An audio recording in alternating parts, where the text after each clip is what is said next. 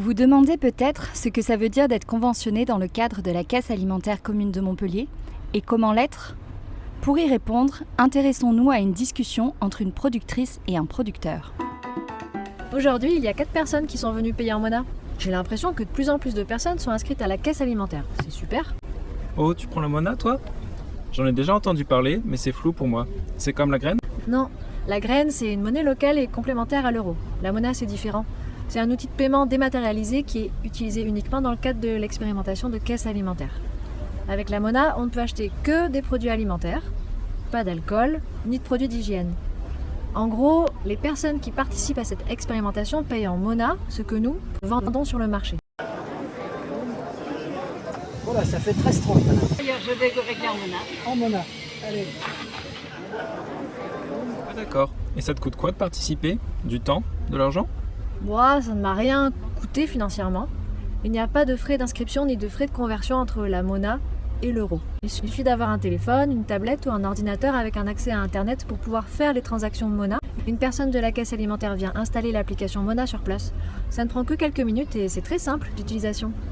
À quel nom madame s'il vous plaît Et voilà, C'est parfait. paiement réussi. Je vous remercie. Et comment se passe cette conversion euro-Mona justement ? Là aussi, c'est plutôt simple. Une Mona égale 1 euro. Sur ton ordinateur ou sur ton téléphone, tu te connectes sur l'application. Tu demandes à faire la reconversion quand tu en as besoin et tu reçois sur ton compte l'équivalent en euros au bout de 15 jours ouvrés.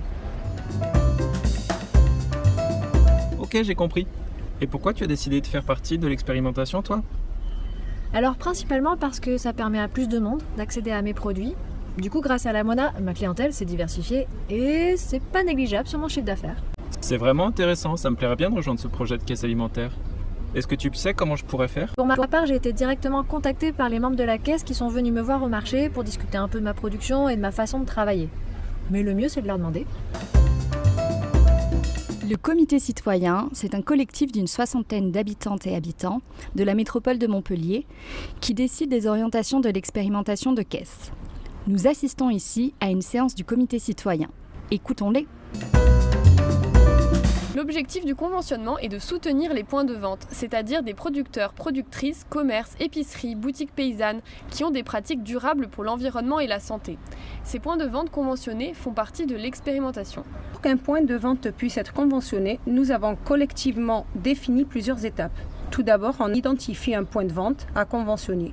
Il peut être proposé par une personne utilisant la Mona ou un producteur, productrice. Puis, nous formons un petit groupe qui va directement visiter ces points de vente. L'objectif est de remplir une fiche synthèse pour s'assurer que les critères de conventionnement sont remplis.